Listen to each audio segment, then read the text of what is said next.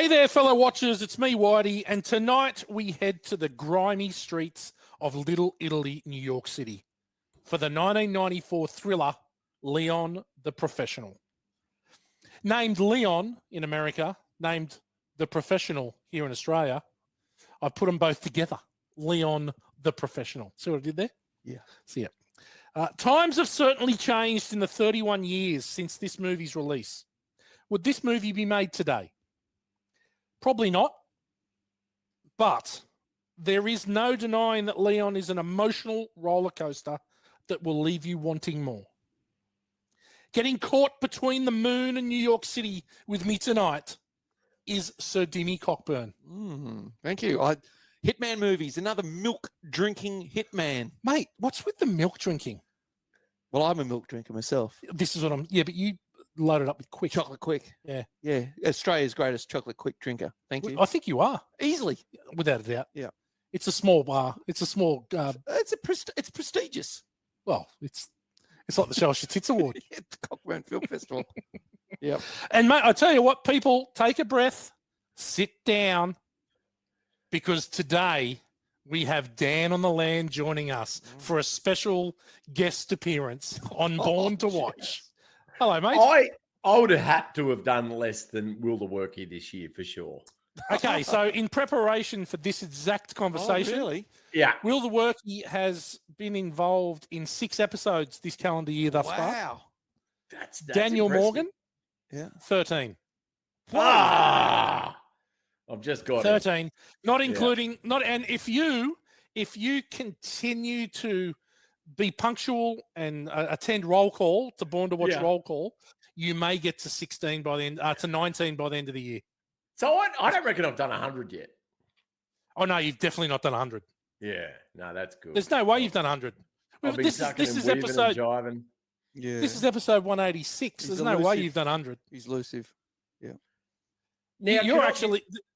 There's a big chance you're not in the top 3. Yeah, no, I reckon Sloan from the Hood, he'd be in front of me, and who's that dribbler from New Zealand that Strangles? Yeah, that's right. He sung the song, and who's the other one? The DJ. Yeah, DJ Glasby. Yeah, they would have done more than me for sure. So yeah. Look, I tell you what, I've got to say, they have not done more than you. Are they more excited to be involved? 100%. I'd say probably yes.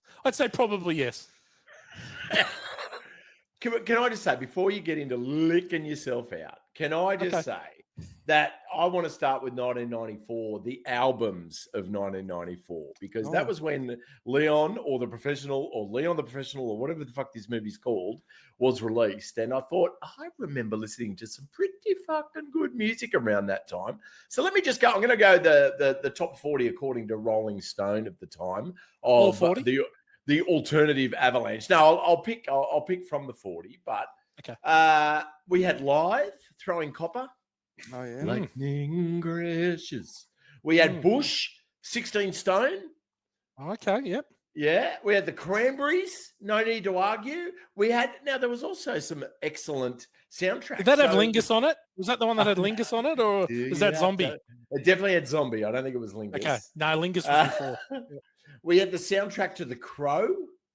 Oh, right. Oh, yeah. Dark and mysterious. Super dark. Dinosaur Jr. Without a Sound. Yep. The Reality Bites soundtrack.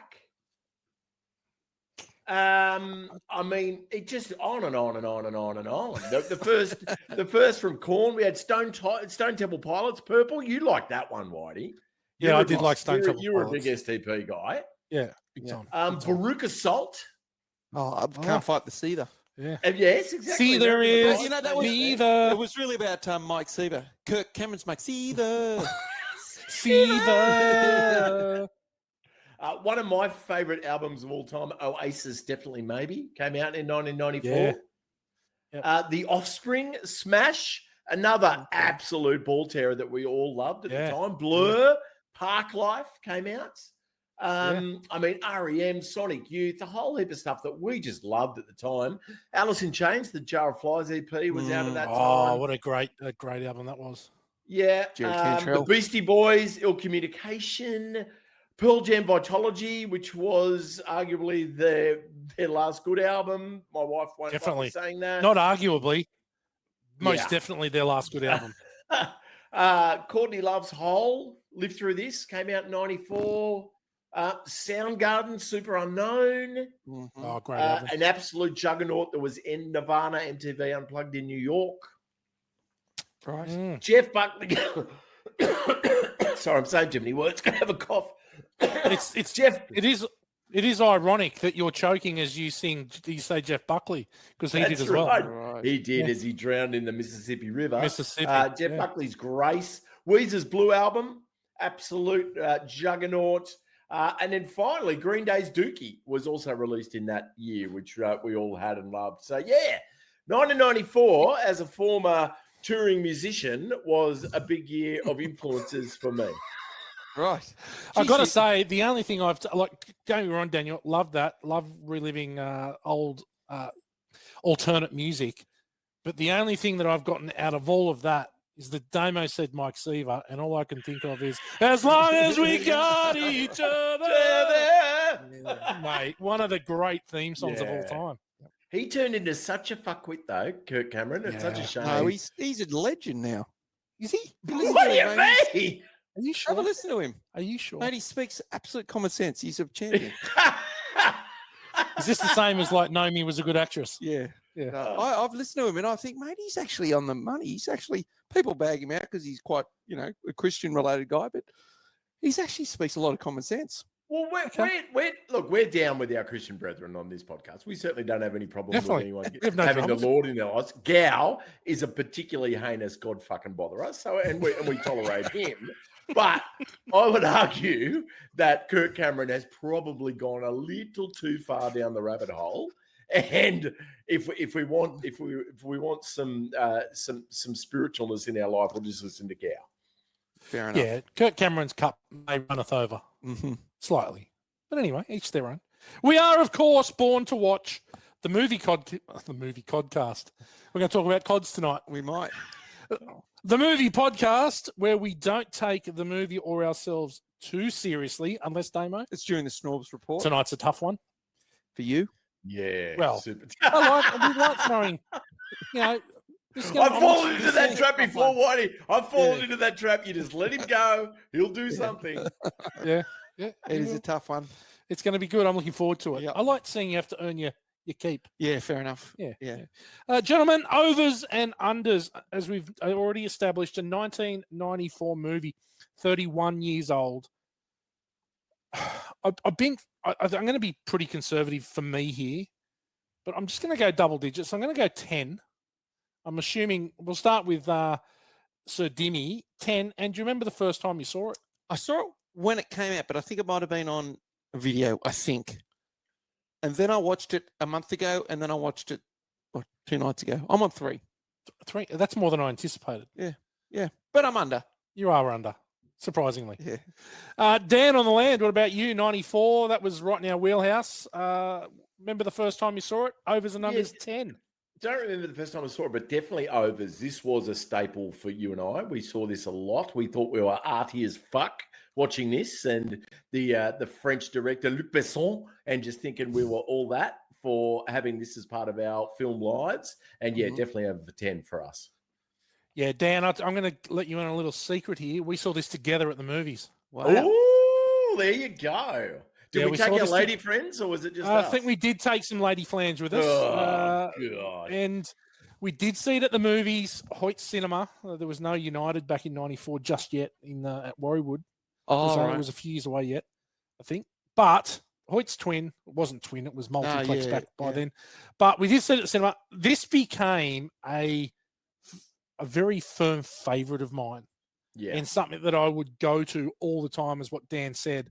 And I'm well in excess of 10. I would be probably between 30 and 40 times. Oh, geez. But I have not seen this for 15 years. Okay. Oh, wow. I've not seen this for a long time. And I don't know why. Could possibly be that I have an 11-year-old daughter now. Oh, yeah. But I also must say that by having an 11-year-old daughter, it actually made me see this movie in a different way and probably not the way most people think. Yep. And we're going to get on that a bit. Does this end with you fucking having a sook on the couch? Let's just say we're going to get to the cryometer very shortly, Daniel. Now, here is the synopsis on the back of the VHS cassette. Oh, can I just say, thank God that fucking Gow is not here. So I think we spoke a little bit off air of my 3 least favorite Born to Watch sub-ins when I choose to hide from you guys. And I've got to say, the G-Man, he's hovering around last place. Gary Oldman, Jean Reno, Natalie Portman, and Danny Aiello star in The Professional, a go-for-broke thriller about a professional assassin whose work becomes dangerously personal. Calling himself a cleaner, the mysterious Leon is New York's top hitman. When his next-door neighbors are murdered, Leon becomes the unwilling guardian of the family's sole survivor, 12-year-old Matilda. But Matilda doesn't just want protection. She wants revenge. Training her in the deadly tricks of his trade, Leon helps her track the psychotic agent who murdered her family. From the electrifying opening to the fatal finale, The Professional is a non-stop crescendo of action, suspense, and surprises. Jeez. You know, it's actually false because Leon doesn't help her. He doesn't help her track it down. Yeah. She actually finds them. Yeah, that's right. Yeah, he doesn't help at all. It's actually better than another one that I read, which it actually did not resemble the movie at all. Oh, okay. It was literally a different movie. So this one is the closest thing I could find. But you're right. He does not help her track it down. No. Why do you reckon he didn't call it The Cleaner? Yeah, that would make more sense. It does make more sense. I quite just like The Mechanic, the movie The Mechanic. Yeah. I don't know. I found because I was also, when you're doing my research, you could find it under Leon or The Professional or Leon the Professional, and I thought, well, all they do is refer to him as the cleaner throughout, and he's a cleaner, and his profession is cleaning. What's the professional got to do with fucking anything? So I didn't understand. Luc Besson, go. Well, he's cravat. Yeah. Well, it's not very French. No. There were no baguettes in this movie. Disappointing. But in saying that, he plays in the French. He's Italian. Italian hitman. An Italian guy. It's like, he's French. I mean, pretty sure he's French, but he's saying he's Italian. Yeah. I'll tell you what we're going to do, people. We're going to watch the trailer. So hold on to your hats. Here we go. Let's talk business. This guy comes to town every Tuesday. Are you free Tuesday? Yeah, I'm free Tuesday. You can't stop what you can't see. This guy came from the outside. He was a pro. He was fast. Good trailer. I think it's a pretty good trailer. It's a good trailer. It makes me want to watch it. Yeah. I think it's so good. Yeah. I was blown away this time watching it. As I said, I hadn't seen it for a long time, but I was watching it downstairs, and I think I heard Isabel coming down the stairs, and I just pushed pause. Just not because I don't think this is a movie that you can't watch. I don't think there's much. There's not much in it, right? Yeah. Oh no, it's tip fucking top for a 11-year-old. There you go. Wouldn't fly up on the land, but definitely down here in Eleonora. Jesus. But seriously, like I had pushed pause and I'd watched an hour and it felt like 5 minutes. Yeah, okay. I was so into this movie. Mm. And that trailer is part of the reason why. There's sort of the central relationship is so fucking engrossing for so many reasons. Yeah. It's unbelievable. People like to see like a bit of a revenge movie too. They see the little girl family, and then she befriends this bloke who can actually kick some butt. Yeah. And let's go get him. Yeah. It's really good. It's really good. Critical thinking. IMDb rates Leon the Professional 8.5 out of 10. Wow. Ooh. It's number 40. highest we have done in a long time. A long surely. time. It's number Showgirls was higher. it's number 43.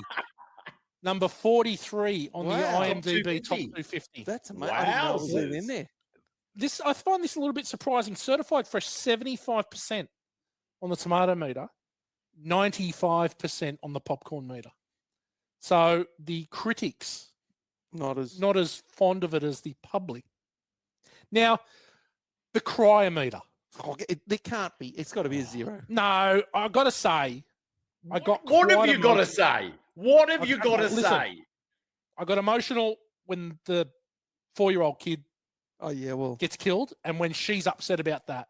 yeah, That's the yeah. only time in the movie Okay, where so I may have. I didn't cry, no, but you just, but I may have had a little bit of yeah. welling. yeah, bit of yep, okay. I felt something. So that's what's that mean? A 5% or something? It's about I'd say 7.5% on the cryometer. Okay. Yeah, so it was can a I little just bit of say welling. that not even old Natalie could cry herself during those scenes, and Luc Besson had to spray her with lime juice or something in her eyes so she Really? could cry all the time. Because Yeah, she was crying. she Yeah. was crying, and he used to spray her with this horrendous potion to make her cry. And then, so that she didn't cop the potion again, she learned how to cry very quickly on command. But she had a reason to be crying. Why do you had zero reason for tears? But I mean, no, hang on. Immersion. Oh yes. So Yes. what, Dan? If you joined us occasionally, last week was a full body immersion in the Yeah, Showgirls. mind, body, spirit. You can't. It was too simple to say you watch it. It's a full body, mind, spirit immersion into Showgirls. Yeah, and that's where I was. Yeah. That You were immersed. first hour, I was immersed. You were, mate. Yeah. You sound like you sound immersed. Okay, now we've got a few reviews here. I've got a couple bad and one good. So I'm gonna Okay. start with the good. Radio. Ed Potton of the Times UK. Luc Besson's first English language hit is, like much of the Frenchman's work, less than subtle, yet it is stylish, disturbing, and weirdly moving. Okay. Stylish, disturbing, weirdly moving. Okay. A bit backhanded. Yeah. Yeah. A little bit backhanded. I fucking need a drink. Couple bad reviews. Now, old Roger Ebert's becoming a bit of a fond friend of ours. Siskel and Ebert. Yeah. Chicago Sun-Times.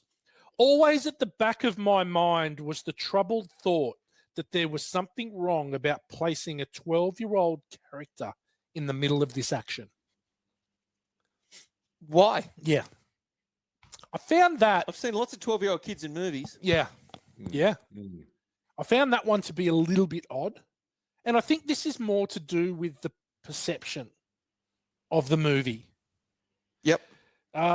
It's also French too. They're fucking weirdos. And They are weird. 12-year-olds in France, they're on the piss. They're just getting up to all sorts of shit. Like everyone's having a wine with dinner. They're being all ho, ho, ho. Like Damo has explored this. Yeah. 8 years in France. Yeah, but like, you know, it's not all just baguette. There is some weird shit going on in France. And I think Luc Besson has tried to squeeze a bit of European cinema into an American action blockbuster. And it's kind of the weirdness that we love. I agree. It has also been confirmed post 2008 that Taken is actually a documentary. Oh. So weird stuff does happen in France. Mm. Okay. Very true. Another bad review, Jeff Andrew of Time Out. Besson fails to make much of New York's visual potential and lazily asks that Leon's expertise be taken on trust. The shallowness was to be expected. The slackness is surprising. How fucking harsh is that? Yeah. But he wasn't doing hits on people in Billionaire Row. He was doing hits In Little Italy. Yeah. Yeah. In the, They in the weren't back these streets. these weren't civilians. Exactly. Yeah. Yeah. I don't think the movie's shallow at all. Oh. And take on trust, like, you know, in the first 5 minutes, this guy knows what he's doing. Oh yeah, it's a great start. It's a great start to a movie. Okay, ordinary people. Now, Gow is out, Whitey is in, so this should be pretty good, and probably a little bit quicker than normal. It's weird. I thought I don't want to focus. I want to focus on the characters because there's not many of them, and I think Jean Reno. We know him well. He's became quite a Hollywood actor. He was in the first Mission Impossible. He was in Ronin, which is a great movie. But among other things, right? Great nose. Great nose. It's had some work, I think. Oh, it's the great big beak. It's a beaky. It's a beaky nose. But the character of Leon, he decided to make it a little bit slower. A little bit slower, a little bit challenged, mentally challenged, which made it a little bit easier when it came to the Matilda relationship because he was a little bit slow on the uptake with it, right? With what was going on. Yeah. But I tell you what, he's got an incredible arc in this movie. He goes from almost killing her that first night to being her complete savior. Being like a father figure. The father. Yeah. And it's fun and it's funny, like, and I'm sure we'll get to it further on. I don't want to touch too much on the relationship between them in the movie because I think there's a lot to unpack there. But this is so layered, very little dialogue, really. Well, he doesn't say too much at all. No, but just an incredible performance. Yeah, no, thoughts? He's awesome. I really like Jean Reno in this. Yeah. Doesn't have much of a wardrobe either. No, he doesn't. He likes braces, singlets. Doesn't take much to move. No, just a couple of bags. His box. Yeah. Full of guns. Dan, thoughts on Leon as the lead? I think you make a really good point, but I'm going to come back to it because Okay. I do. Ooh. Yeah, good point. Good stuff. Okay. Gary Oldman as Stansfield. And he is just chewing every scene he is in up. I think this is one of these ones where the Luc Besson has gone, you know what, Gaz? Fill your boots. And I know Morgs will touch on something a little bit later on in the podcast, possibly about overacting. But you know what? I reckon everything he does in this movie is on point. He is difficult to look away from. He's a horrible human. Horrible. Sniffing people, sweating his tits off all the time. Horrible person. He's a great baddie. Mate, Stansfield is one of the great baddies. Scene stealing, and most of it improvised too, apparently. And yes, we will touch. I'm going to have a good dive into this in film school for F-wits. But yes, totally agree. In a career that has had some unbelievable performances, this is like a top 3 performance for Gary Oldman for me. Yeah, This is so good. Well, and again, back to other Luc Besson films too. He's a fucking whack job in The Fifth Element as well, and almost steals that movie. So he is too. Yeah. He's the arms dealer. Yeah, that's right. Yeah, he's got the bad hairdo and the funny tooth. Yeah, he's generally the best thing in everything he's in. Yeah, generally, but in this in particular, he would be if it wasn't possibly for the 12-year-old Natalie Portman. Oh yeah, look, you're right. But he does give me sort of Alan Rickman vibes, like just that sort of quality, always just delivers English. That's a good call. Yeah, good call. Yeah, you're right. And you can talk about Alan Rickman because even as Sirius Black in the Harry Potter franchise, he's got very limited time, but he's still the best things of those movies that he's in. Yeah. In the small part that he plays. And he's so fucking good. Yeah. And even now, Morgs, I know you watch Slow Horses. He is just brilliant. Mate, I almost love him now. I love him more now that we get to see him as a British guy. Yeah, that's right. Like, I didn't even realize. I didn't even realize he was British until probably 2008. Right. Yeah. You know, he's great in The Dark Knight. Yep. Like he's so good in everything he does.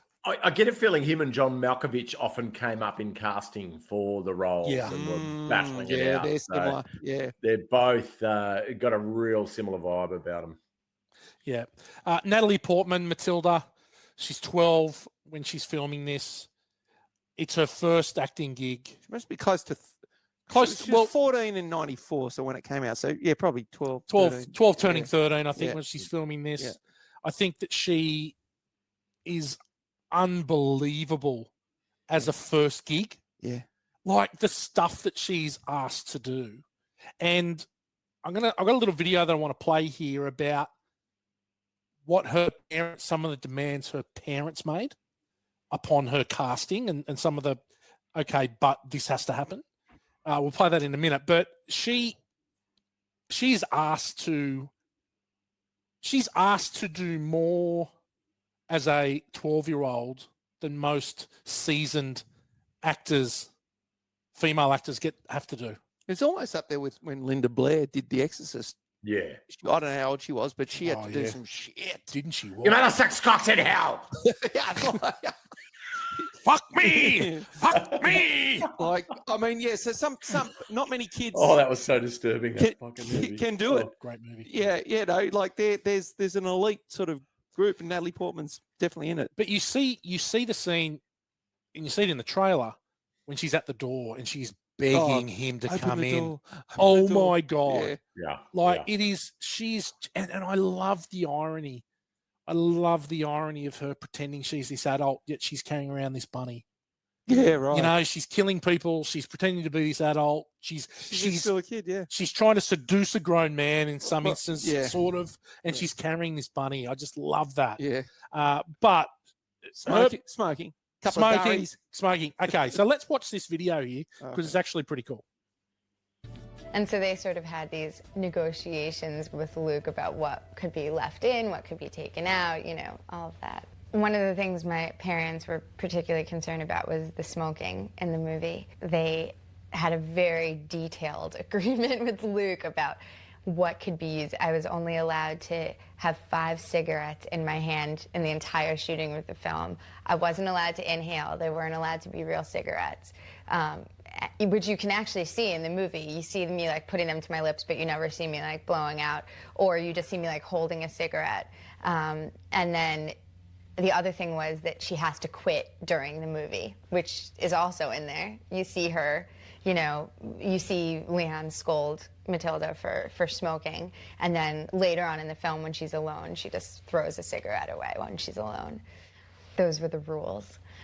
The sexual undertones or overtones of the film were also things that my parents tried to scale down. In the original script, there was a scene where Matilda was in the shower and Leon sort of walked in by accident and he, you know, gave her a towel and she was like, I don't care, or whatever. And so that was clearly axed. Wow. It's a big call for a parent to allow their daughter to do something like this. I think in today, you've got an 18-year-old and they're playing a 14-year-old. Yeah, probably. Or 19-year-old and they're playing a 14-year-old. Yeah. Her performance is unbelievable in this movie. Yeah, it is mind-blowingly good. Now she's fully Harvard educated. Like she took time out of acting to finish a degree. She went to Harvard. She's definitely from a wealthy family. Her father's a doctor. Right. You know, he's obviously extremely smart. But this, and I've got a question in question time about it, about her performance. But yeah, she's a highlight. There's no doubt. Definitely a highlight. And look, really almost lastly, but Danny Aiello, who plays Tony, he's great. The mob boss. He's great. He's a seasoned actor. He's so good in this. They all those mob bosses always own restaurants. Yeah, heck, it's a good front. It's a good front. They must be eating spaghetti. Yeah. Buddy, that was like calamari. I think he served up to Leon. Just always, yeah. And then he even gets the barber to come into the restaurant to cut his hair. Yeah, he's connected, man. Bloody hell. But he's so good. And I love that you don't know whether he's taking advantage of Leon or not. I know, withholding the money and everything. But he's not. He's literally got his back. And I did laugh at the end when he gives Matilda the $100. I'm like, mate, she's got 25. She's got 50 grand in her pocket. But that's what I mean. I don't know. He is kind of using him a bit. He's definitely using him, but also I think it's that but in saying that, Tony had a relationship with Leon's father. Yeah. Leon's father worked for him. So I think that he had his back. He was looking after him. Yeah. But you don't He know was that. looking after him, but probably, he didn't give him that much freedom, and kept most of his money. Yeah, but in saying that, he did take a month off, and he goes, "Where you been?" Yeah. I've had stuff on. Okay, well, I've got work for you. Yeah. You've missed out on some good jobs. Yeah. Yeah. So I still think he was. But anyway, now Morgs. There's a very loose 6 degrees 6 of Dan Morgan, Matt White, Matt Gowan in this movie. Do you know what it is? No. Okay, so Matilda's mother, is Ellen Green. She played Audrey in the Little Shop of Horrors movie. Oh, she did too. Excellent. Yep. Yes. So she's effectively wearing the same outfit in the movie to what she wore in the musical. Now she played Audrey on Broadway and forever. And she played that before she was cast. She was cast from the Broadway musical into the movie. Great movie, Little Shop of Horrors. Good fun, good musical. Obviously, we did it at school, which was a lot of fun. Morgs was the dentist. I was a wino. Gow was the plant. Yes, I thought, yeah. Gow was the tree. He was typecast. He's been typecast ever since. Yeah. Then, look, lastly, director Luc Besson. Now, huge French director. He did a lot of stuff. And he's probably produced more stuff. Around then. He did peak around then. But, 88, The Big Blue. Have you seen The Big Blue about the free diving? Jean Reno's in that as well. Dan, you've seen The Big Blue? I have. Remember we used to bag out friend of the podcast, Parky, about his love for The Big Blue. Yeah. Yeah. Yeah. It's a little gay. Yeah. It goes for 2 hours 45. It's about free diving. It's beautifully shot. Beautiful film. Pretty fucking boring. Yeah. But worth a watch. Nikita, as it's mentioned in the that's a great movie, which then became Assassin with Bridget Fonda. Yeah. In the late 90s. Yeah. The remake was good. It was really good. Yeah. With Dermot Mulroney. The original was very good as well. Yeah, absolutely. Obviously, Leon in 94. Then in 97, The Fifth Element. Brilliant. Yeah. Yeah. And then he helped in 2008. He produced, uncredited produced Taken. Oh, yeah. Did he? Yeah. Right. Okay. Yep. So that was okay. That was he also wrote The Transporter, which I don't mind. I don't mind a bit of Statham. I'm a little bit of a Statham fan. The first one. Yeah, it's not bad. I haven't seen any of First one's pretty good. Really? Statham's not. First one's worth a look. Yeah. Statham. Morgs is a big Statham guy. He is not. Morgs is a big Statham guy. Never misses a release of Statham's. I tell you what, I tried to watch The Beekeeper when it first came out. Oh my fucking God. I did enjoy early Statham. The one when he's I don't know, he's hiding in the Midwest and one of the Francos is his yes antagonist, and I didn't mind that at all. It's the plot is super simple, but I can sit through it. But yeah, the subsequent Stathams have been tough to take. I've got to say, there's a great sort of B-grade Statham.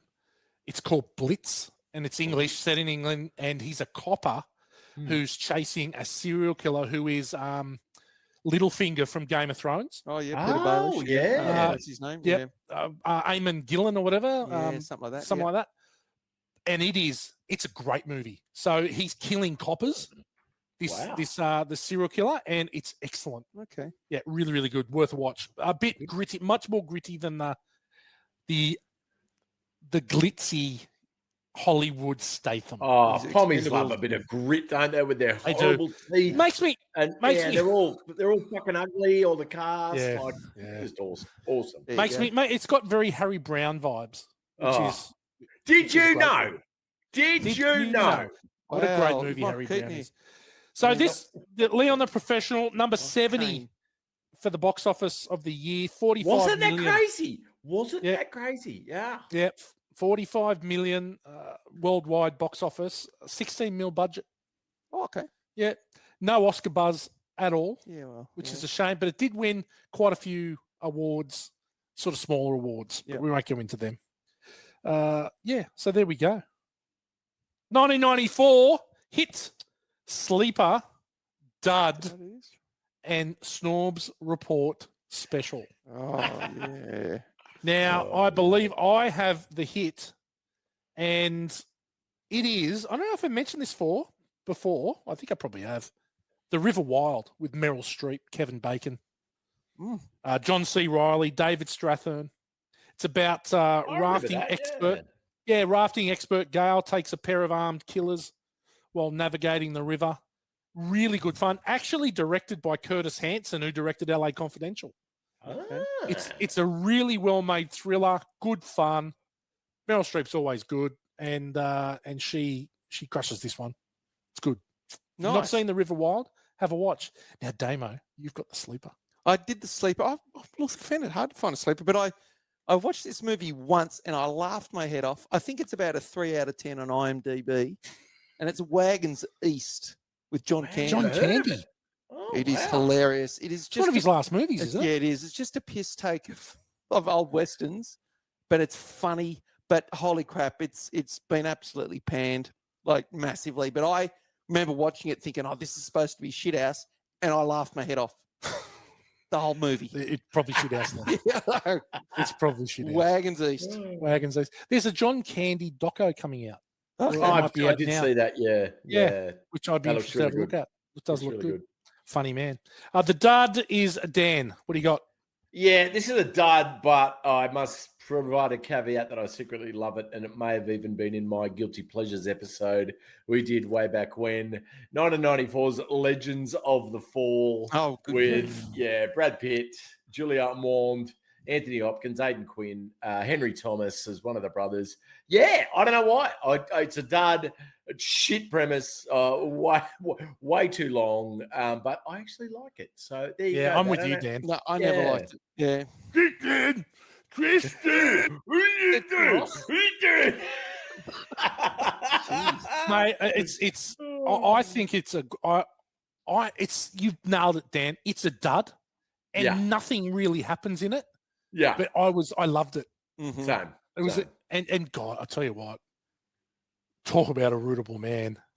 Brad Pitt with his long hair. Oh my God, yeah. He's never been more rootable. This is when you might have got into dudes. I reckon 94, Brad Pitt. Yeah. I reckon it's probably the first time you're like, oh wow, it's got some movement, and I'm looking at a dude. He's having a dick to Brad Pitt. Absolutely nothing wrong with it either. But there's got to be like a day one, and I reckon that was it. Yeah. Okay. All right. That's 0 hour. Question time. Oh, sorry. Snorbs Report Special, Damien. Yep. I'll give you one name, and I reckon you can name the movie. Elle Macpherson. Sirens. Boom. Oh. We talked about this on the podcast long ago. Yeah. Kate Fisher, Portia de Rossi. Yep. Hugh Grant. Yeah. And it's just Snorbs City. Oh, isn't it? What? There's a bit of muff too, I think. There's a bit of Spadger. Yeah. A bit of Spadge Report. Yeah. It's got it all. Can you just clear up who is the Spadger reporter here? Is it Will the Workie or is it it's Strangler. Strangler the Dribbler? Look, right, I beg your pardon. I thought it was. Well, he's in training. No. He has just. He thinks he's completed. Yeah, well, he's completed his degree. Yeah. He's completed his degree at Spadger University. Yeah. He's got to do some work experience first. Yeah. Well, because I'm not sure, living in New Zealand, I'm not sure he knows quality Spadger. Yeah, maybe. Yeah. Oh, no. We've talked about the flags. Yeah, no, not so good. Not so good. But the work experience kid's dipped his toe. When I think of Spadger Reporter, I think of the young fella who always impresses me in all of his outings on the podcast. Whereas the guy who peaked with the Born to Watch song across the Dutch. I don't know. He might have a master's, but I think it's from the University of American Samoa. Jesus. Born to Watch. Yeah, good work, Strangles. That was it. Question time. Before that, 2 movies to see, 1 movie to, actually 3 movies to see, possibly. Yeah. And 1 to use. There you go. What a service. What a service we provide. Yeah. Proudly sponsored, Snorbs Report Special, proudly sponsored by Kleenex Tissues. That's right. Question time. Okay, here's the question. So the year before, if Anna Paquin doesn't win Best Supporting Actress the year before for The Piano, Right, I didn't know that. does Natalie Portman win for this? Oh, that's a bloody good point. This is probably your best question I've been a part of this year. Yeah. Absolutely excellent. And yes, I think that's a very, very good take. I think that the Academy, as they are known to do, are like, oh, no, we did that last year. We couldn't possibly Exactly. have two young people. Yeah. Fuck Yeah. Whitey. Insightful. I'm just gonna run through. I didn't know that, but that makes sense. Diane Wiest won for Bullets Over Broadway. Uma Thurman was for Pulp Fiction was nominated. Fair enough. Rosemary Harris for Tom and Viv. Right. Helen Mirren for The Madness of King George, and Jennifer Tilly for Bullets Over Broadway. Wow. Now, okay, none of those movies, apart from Pulp Fiction, still remains in pop culture. Yeah. Still remains any relevance, Mm. right? She 100% deserved to be nominated at the very least. Definitely. And probably should have won. Yep, definitely. Yep. No, didn't know about that Anna Paquin. So Anna That Paquin makes was the sense. year before. Yep, that makes perfect sense then. So I think it is. At the Cockburn Film Festival, I believe that Helen Mirren is a Lifetime Achievement Award winner. So there is that. Putting some hours. Well, she would. Yeah. It would be a lot of And awards. did she ever win the Show Your Tits? The Palme Prestige d'Or? Show She Tits Awards? Yeah. No, I don't think she has. I don't think there's a movie that up to that standard that she's. But Right. you know, she's worked hard, but it's not in that Showgirls sort of No. class. Smut. Yeah. And Gotcha. what is it? Blue is the warmest color. Oh, Blue's the warmest They're color. the two big winners. Yeah. And Yeah, Sophie apparently Sophie the same-sex scene took like 20 days or something to Yeah. shoot. Yeah, a And I couple of those, reckon, it was only a 4-hour shoot, but the director was right into it. Let's do it again tomorrow. Yeah. And I think tomorrow we might do this again. It does remind me. It does that the same sex scene where there's a lot of scissoring going on in that So much sex scene. scissoring. It does take me back to a very early Born to Watch episode where we talked about the Kay Cotty biography called Ground to the Nub. Oh, Jesus. I do not even remember that. Kay Cotty, who sailed around the world? Yeah, Right. his biography was called Ground to the Nub. Kay Cotty's Burning Below. That's in a Midnight Oil song. Hear them out. Yeah, that was a highlight. You guys. That was a highlight. You guys. Mate, I couldn't breathe. Could not breathe when Daniel said that on the podcast. That's very early on too. Yeah. Very early on. Yeah, it's Okay, question 2. Is breakfast time the best time to try and sneak one in the bathroom with the door unlocked? Oh, with the dad and the mum. Yeah. It was Michael- high Michael risk, Bazzucco. high risk behavior. But Yeah. And the door if you're- open, yeah. Yeah. if your wife is a hooker, it's probably the best time to have it cleansed and untainted. Hang on, Yes. was she a hooker? Was she a hooker or was don't she know. a hair? I reckon She she's a dressed. hairdresser. She dressed quite. No, you know. I think hooker. Luc Besson, he's French. He was Yeah, she was right. sex Probably was a worker for hooker. sure. Yeah. Yeah.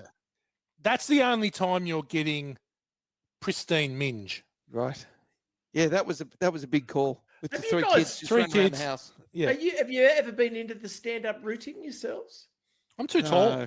Too tall. Yeah, I sit around and I try and break down the engineering and think about what size step Yeah. I'd need to put in the shower and shit. And it's Yeah. just too hard. It's too hard. No, it's like love making shouldn't be a maths problem. No, that's a very No. good point. Thank you. The only numbers that should count are the thrusts or the seconds that it take. Wow. Yeah. They're the only numbers. Yep. So, Dan, this is a question for you. Have you ever considered a job as a bad guy henchman? Because bolo ties are apparently part of the uniform. I did notice old mate with his bolo tie, and I was very impressed. And yeah, and this, like every other film, I mean, they pay these guys fucking nothing. If you do not have a line of script, then you are getting $7 an hour to be in a Luc Besson film in 1994. But the wardrobe people excelled themselves when they chucked a bolo tie on old mate. It was fantastic. Yes. On the land. I mean, it's our dress uniform on the land, and I will, if I'm going to a formal event, if I'm going to a wedding, or if I'm going to meet the mayor, or if I'm going to, present at the local cattlemen's industry and or the Poultry Farmers Association or the pig judge, I'm going to run. I'm going to run a bolo. Yep. Yeah, but outstanding. You're well done, Luc Besson. Morgs, because you don't listen to this podcast. This is true. Code of Silence episode a couple of weeks ago. Will the Workie was caught at a function in a bolo tie. Was he really? Yep. Look. Wow. And I'm going to find that photo. I love him even more. I'm going to find the photo and I'll post it on Born to Watch. I'm going to out him as a boloer. But he has no ties to the land either. He's like a city folk, moonlights as a plumber when he's not a podcast professional. Yes, absolutely. Wow. Look, we've sort of touched on it, but what is the go with people drinking straight milk? Yeah. Jesus, heinous. It's a Hitman thing, mate. Must be. Because Anton Chigurh loved his milk. Right, he did too. Yeah. Mate, it's just... with that quick, like I'd How much quick do you go through in a week? Can of quick? Oh, easy, yeah. You're the powdered quick, right? Yeah. Easily a can. Yeah. The largest can you can buy, I think it's maybe 500 grams. It's gone every week. Well, mate, you need to switch to Milo because a friend of the podcast, Anthony Meyer, he made his pregnant wife go down to the servo in Avalon one night because he'd run out of Milo. And and he specifically asked for the 2 kilo Milo because he wanted to keep himself at the body weight that he'd become accustomed to. And he said, Simone, get off the couch, go get me a 2 kilo Milo. So if you change your change your chockey. Well, Quick used to be in a 1 kilo, but then that got discontinued, and it's just the smaller ones now. Well, you know what? If you buy 2 500s, it's a kilo. You got a kilo. Well, you brought up maths before. Now you're just showing off with your skills. Chocolate or strawberry? Chocolate. And occasionally strawberry. Once every maybe 500 cans, I'll get the strawberry. Oh. Yeah, okay. I'm with you. Yeah. I'm with you. Do you feel bad about that choice, though, and you go, fuck, I wish I just got chocolate? Or do you always have chocolate in supply? Always got chocolate in supply, but every now and then, maybe once every 2 years, there'll be a strawberry. Little one. Okay. Yeah. And do your children enjoy the Quick as well, or is it just? Oh, my son does. Yeah. You've converted him. Yeah. He has the same thing too. Yeah. Poor guy. I know. Poor guy. Good shit though. Okay. Apart from Stansfield, do the rest of the cops seem a bit inept? What about the bloody guy with the long hair? The Blood. hippie? Will-I Blood. Yeah, that's his real name. Yeah. He looked like I don't know, Bill and Ted growing up a little bit. But what about the guy? What about Benny at the door who shoots? Oh, panicking. Panicking. They're all inept. Yeah. And he's off his nut listening to Beethoven. Yeah. And it's not even playing. Just running around, and he's I love that bit when he's not even playing when he's going around shooting everyone, and the reason he stops is because he only likes the intros. Right. Yeah, that's why I stopped, because the intro in his head's over. He's like, I'm bored now, so we'll talk to you. He's amazing. Yeah, I wonder if that was his idea to be like that. Definitely would win. That's a choice. Like, yeah. I think Luc Besson had nothing to do with Stansfield. Yeah. I think that is all Gary Oldman. I agree. I reckon he's just said, you are a dodgy cop. The way he shakes, he's got his mannerisms. He shakes his little tin, listens to it, shakes the caps, and then the way he eats it. Yep. Like I don't know what it was like. He was having some sort of body contortion. Now, we're going to get to this, Dan. This is probably a good question for you. What's in the caps that Stansfield's knocking back? I've spent a lot of time on the internet trying to find it for recreation purposes. And it's got to be instant hardcore crank. Like, Jesus. And, I mean, you would sell out if you're a local providor. It looks amazing, but no, his choices in taking us on the journey of it entering his bloodstream were very, very funny. So I do applaud. It was, that was really cool the way he did it. It was kind of evil, but wasn't it in RoboCop? They had that stuff called nuke, and they go yes, and it was instant. Ah, that's a good call. Yeah, it could be some original form of nuke. Okay, well, you think there's some lines between the professional and RoboCop? Yeah, definitely. I reckon I could get it in Taunton without trying too hard. They were green and white pills. Yeah, it's called fentanyl. Yeah.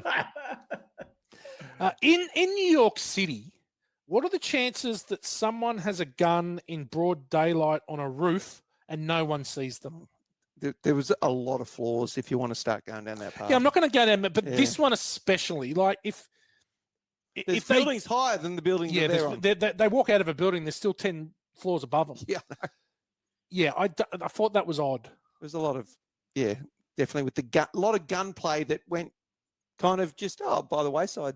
And and I get they're probably in a shitty part of town where people are supposed to ignore stuff. It was New York's Narrabeen. That was quite obvious. Like it was a heinous, disgusting fucking shit pit that reminded me a lot of Narrabeen. Very similar. From 2025 back. New York's Narrabeen, essentially. Yep. Okay, cool. Are you taking an 11 or 12-year-old girl to a fancy restaurant and getting on the piss? Well, how long is that lasting? How long until a waiter comes up and goes, "Excuse me, sir, your 11-year-old daughter can't be drinking that bottle of fucking champagne." She scolded champagne, and then she laughed. She was pissed, quick, giggling. That was funny. It was the same effect as the drug, like instant. Yeah. Instant. You drink that, you're drunk. But also, she was excellent in that scene. Yeah. She's a better drunk person than Tom Cruise. Well, she was laugh. Yeah, but she did it well. Giggling. Yeah. Yeah, that would have got a bit annoying if I was sitting next to her and just like, shut up, kid. Mate, it's not like they're in the corner of a restaurant where there's no one in there. There's like 30 other people in there. Yeah. Weird. Okay, so they kill a lot of people in the montage. Yeah. A lot of people in the kill montage. The kill montage. Yeah. Chewing gum. Surely there's serial killer headlines in New York City. I had these Murder, She Wrote like vibes where there's the most murders in a particular area was where Angela Lansbury would have been all over this. Yeah, well, but there was that many murders. So, no, well, he kills full-on hitman murders. I don't even look at what the body count is. So that's a Gow thing, doing the body counts. But in the montage, they kill 10 people at least. Yeah, right. Plus, he kills 7 at the start. Yeah, and there's got to be at least another 10. So you got 30 people almost. There's a little bit too much death, I think, for just let it slide. Yeah. Okay. Now, more the time frame was confusing. I agree too, and that's in. I've talked about the time frame later too. Yeah. Okay, Morgs, this is one pretty much I think for you because it's about fashion. Excellent. Is a tea cozy and red round sunnies very conspicuous for a hitman? Or inconspicuous? Yeah, I mean, it was a bold choice, especially in what looked like quite a warm summer in New York City. I mean, I have been known to run a beanie in inappropriate weather just for the fashion. So I do understand that sometimes fashion pulls you in mysterious ways. But yes, it was a strange choice, a bold choice, yet a strange choice. Did you see the big bead of sweat dripping down his head? Yeah. In one of the scenes? Like, he's got the beanie on. I'm thinking, you really don't want to be wearing that beanie. No. The beanie's... Do you see he cuts his own hair too? There's all chunks out of his hair from cutting his own hair. There's so many like small things where you're like, that's really good. Yeah, okay. Really good. Is Matilda going to the station to kill Stansfield one of the dumbest decisions ever? Well, she's a professional cleaner now. She's like, I'm going to go get him. She had a plan, put 4 guns in this pizza box, and just going to just blow them away. Yeah, I'm with Damo. I think that, probably she thought she knew all that and was ready to go. Yeah. Yes, but it was dumb. It was dumb. That's why it's like... Last question. Shit. Would you ever consider a life of sleeping in a chair? Wouldn't be very comfortable. His body must be broken. His hips would be sore. Oh, yeah. Holy shit. God, his hips would be sore. He'd need a girdle. Like your back. Yeah. Your lower lumbars really caught the hiding, sleeping, sitting down. You would need something. Okay, well done, gentlemen. Born to watch only fans. Lick outs. Part of the show where we ask you to share the podcast. There's a little arrow down the bottom there. You can share to your friends. Look, along with the maths, continuing on that, if everyone here that's listening shares to one person, we could double our listenership. Oh, this is amazing. And It's I like think, having Stephen Hawking sitting here. and not only that, if you leave us a 5-star review on Spotify, it makes a massive difference in getting us seen. Right. You know, we've got 50 reviews on Spotify so far. Okay. We'd like more. Let's get that. Let's get that up over 100. Okay. And then let's get that in the thousands. Ooh. Now, on the website this week, we got a little review message. 5 stars. #Morgue sucks.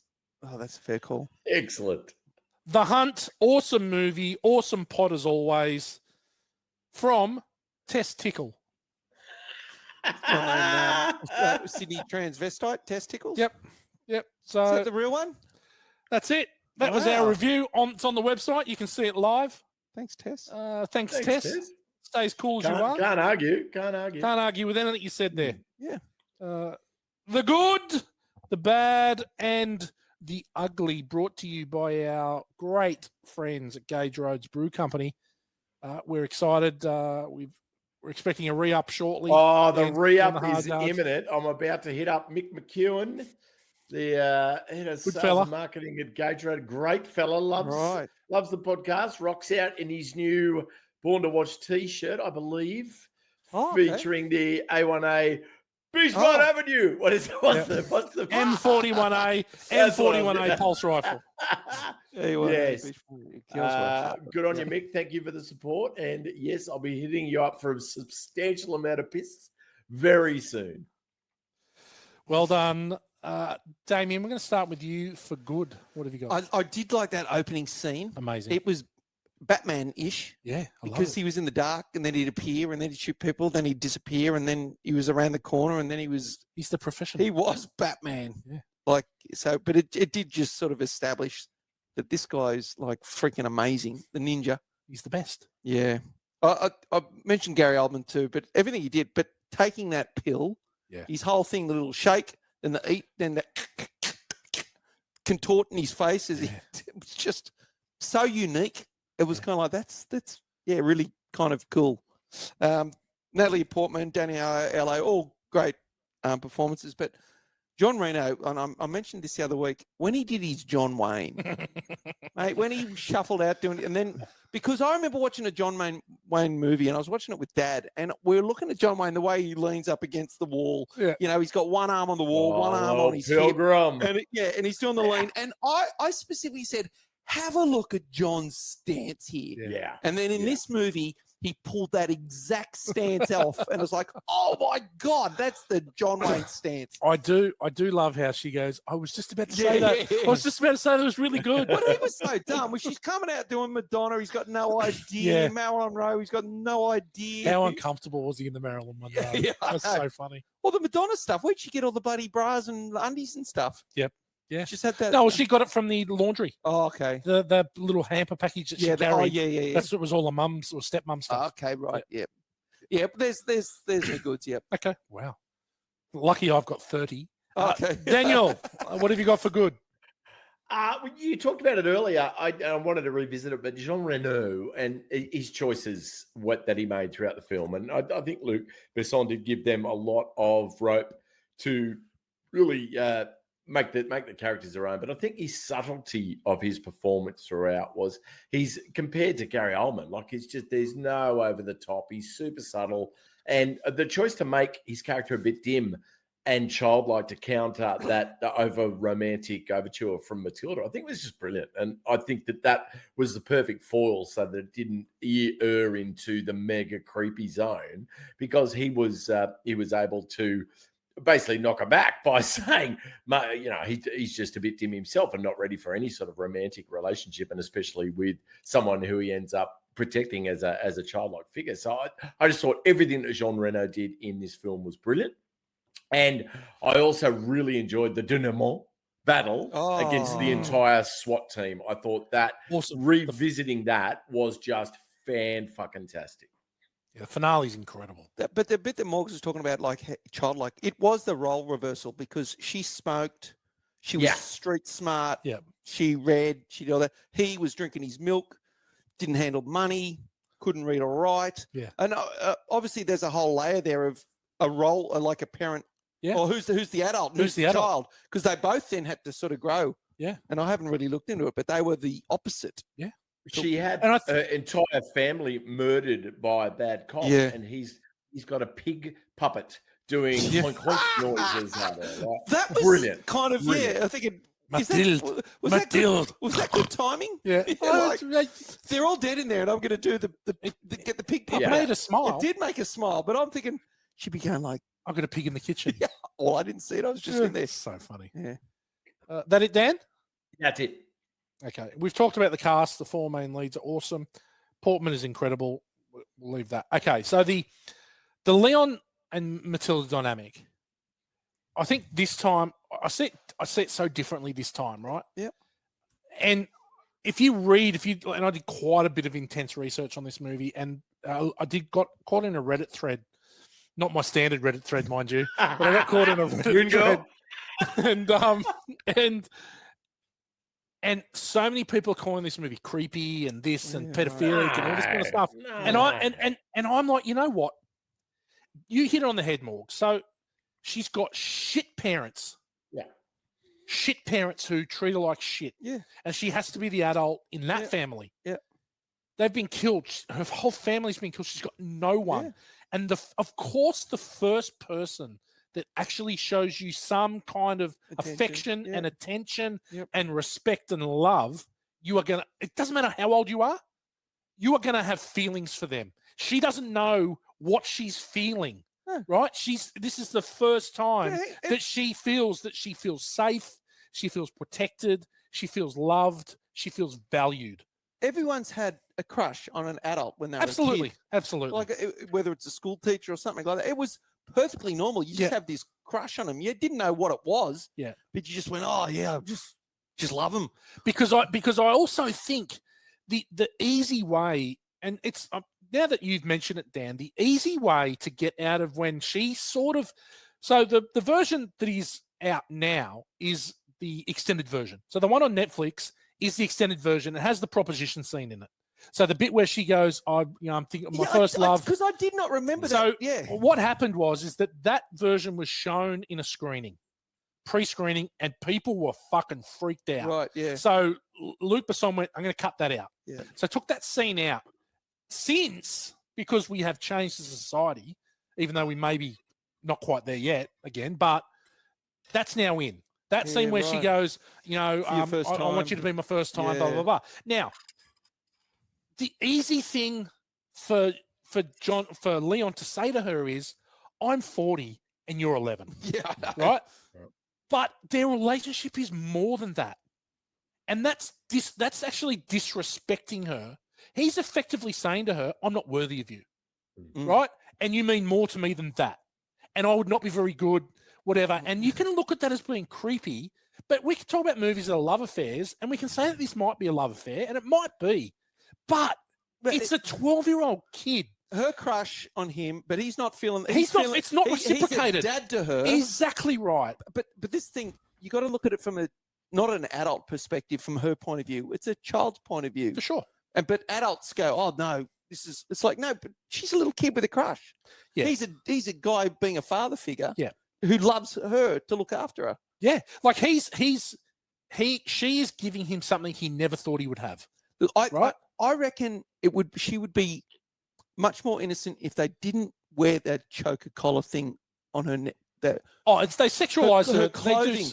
So if she was wearing normal clothing, not wearing the little skirts and that choker collar, I don't think it would be seen as bad as what people may perceive it to be. For sure. And I think you need to. The easy thing is to go, oh, it's creepy.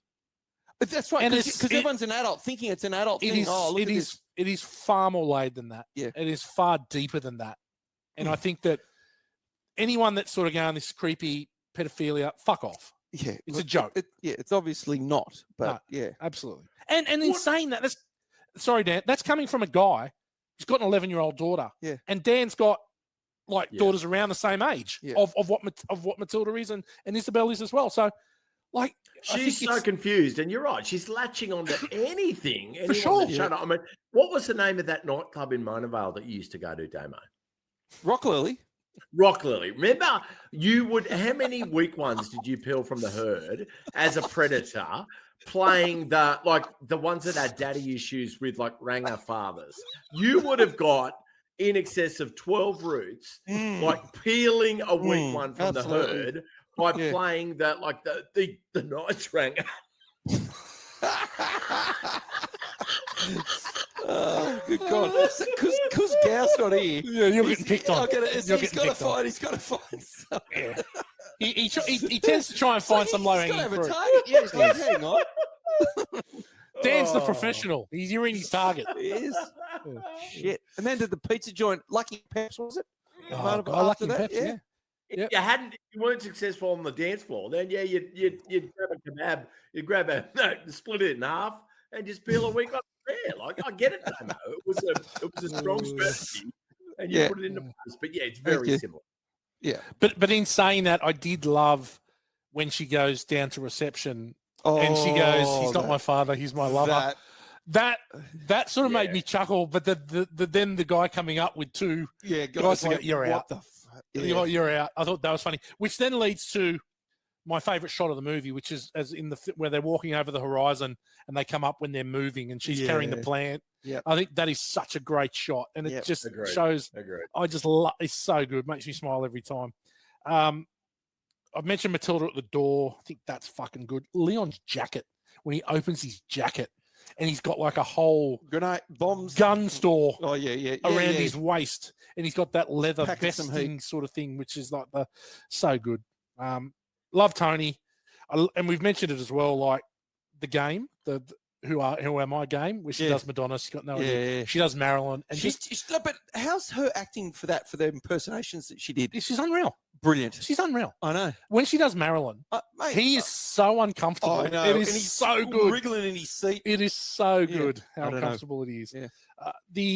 When Matilda goes back to her apartment, and then Stansfield comes in. Yeah, I know. Oh, that is like, oh my God. I don't know how Stansfield got a job. If this is the way he talks to everyone, he's like, I don't have time for this. Yeah. Well, he's a lord to his own. Like, he was. It was like, how did he get a job with this temperament? Yeah. The Russian roulette scene. Oh, yeah. Is great. She's amazing in that as well. And then that leads to the first hit together. So Matilda, they get the guy, the first hit. He's your go. She gets the paint out and shoots him. Yeah. He goes, okay, no, you've got to go a little bit higher. Yeah. And then as he's talking to her, he just turns and goes, two shots, two double tap, and then they move on. It's so good. Yeah. The bathroom scene in the station when Stansfield's hiding behind the door. Oh, again, like this girl's going up against one of the great actors of all time. Yeah. And she doesn't miss a beat. No, and the tension. She should have taken the gun out of the bag. Well, do something. But he's got, and that gets me to the next thing. How good is Gary Oldman's gun?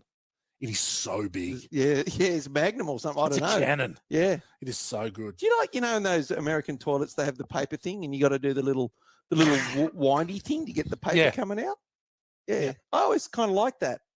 But it's like, they've got the little windy paper dispensers. Now they're electronic. You put your hand underneath it and it comes down. Yeah. I still like that. Just a couple of sheets, bring them off. Yeah, I agree. I prefer the paper towel to the air dryer. I do as well. Agreed. Yeah. Leon storming the station to get her back. Oh. And there's no fucking around. He clobs the guy, clobs the next guy. Tells the cab 2 to shots, out the front. Picks them, gets into the cab, drives off. Amazing. And more sort of mentioned the finale. From the minute that they storm, when she gets caught by the guys, and that whole last 20 minutes is just... It's action. It's so full on. And it makes sense, too, the way that they can actually get out and the plan. And I love how he goes, is there a code? Yep. She gives him the wrong code. And you go, you guys are fucked. Yeah. You guys are fucked. And I love that you're thinking, why is he doing all these sit-ups? Well, he's doing all these sit-ups so he can hang from the roof. That's true, like actually. Batman. Yeah. That's why he does it, because that's his move. He does a lot of... He does a lot of hanging above doorways. Yeah, yeah. And lastly... This is from Matilda. Shit. The ring trick. Mate, shit. And he just goes, shit. He opens his fist. He's got like 10 grenades strapped to him. Shit. And that explosion was whopping. Super explosion. Really good explosion. That's it for my good. Bad. Wow, there's a lot. There's a lot. Dan, bad. Bad. Yeah, I mean, not heaps. White guys with dreadlocks. Fuck me. Like, He would have horrendous. stunk. He would have Yeah, stunk. he was a goose. The exposition of Leon saying he finally wants to put down roots. We fucking get the plant symbolism, Luc Besson. You don't need to remind us. It's pretty fucking obvious. We would have got that without you having to stick a line in there. That's it. Well, you know who would be pissed off with that comment? One of our old plant actors, Matt Gowan. The person that paid that plant. Gow that could have been Gow. Gow That's actually right. sent That's me a through. very good point. Gow sent me through his star of the show for this week. It's the plant. Yeah. Fair enough. The whole time we're set up. Yes, you take the plant. The plant's in a pot. We're gonna, but like we get it. We're not stupid. You didn't need to see that, Leon. Anyway, she planted it at the end. Yeah, which is in my bad. I've picked a few things. So, like right at the beginning, there's the prostitute in the room with Mr. Jones. Yes, she's young. Yeah, she looks got young. A horrible wig. Yeah, horrible wig. She's French, by the way. Hey, baby. Yeah, but when the elevator opened and then they shot the shit out of their other teammate, their henchman. Oh yeah, and he's actually escaped through the roof. Then they go to the prostitute, and she's like, "Oh, what is there anything going on out there?" It's like she didn't hear the gunfire. Yeah. So it's like I'm pretty sure she would have heard that shit. This is what I mean. When the cops came to the family's, Matilda's family's house, wouldn't they normally go and knock on the doors of the neighbours? You would think so. And go and have a look, see, what's going on? Because he would have been stuffed because he's got his one bag full of guns. She's in the room. Yeah. Literally next door. Cops never went in there. I'm pretty sure they would have. So, yeah. And he couldn't read. So remember when they went to the hotel, he couldn't sign in? Well, how did he sign in to every other place that he stayed at? Yeah. He's like, I can't read. So I'm just finding there's all those little flaws. And then that her rifle shot from the roof with the paint pellet into the Central Park. Yep. Literally, that paint pellet, that's not going to stay true. You wouldn't think so. Because it's literally about a kilometre shot. Well, Martin Riggs. Only Martin Riggs can make that. Well, I was going to say, who could have made that shot? Who would have the accuracy to make that shot? Martin Riggs. No. Miggs, Silence of the Lambs. He's the only one that I know could make that shot with a paint pellet. He would have hit him on the face, though. Yeah. It would have been a headshot for Miggs. Yeah. He wouldn't have mucked around with the stomach.